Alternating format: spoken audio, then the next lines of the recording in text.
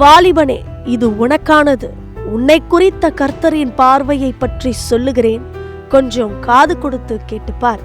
நிகழ்கால தாவீதே, நீதான். கூழாங்கற்களை கொண்டு கோலியாத்தையே முறியடிக்கிற வல்லமையை உனக்குள் வைத்திருக்கிறார் என்பதை நீ மறந்து விடாதே.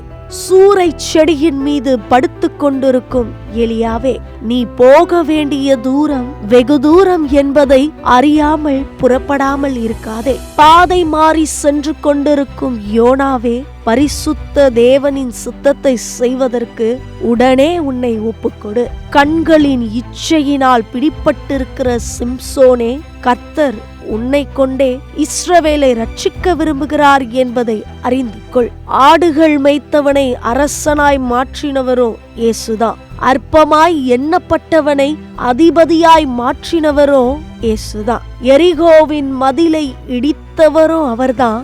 எந்த நிலையிலும் உன்னை விட்டு விலகாதவரோ அவர்தான். செங்கடலை பிளந்தவரோ அவர்தான். சேரக்கூடாத ஒளியில் வாசம் செய்பவரோ அவர்தான்.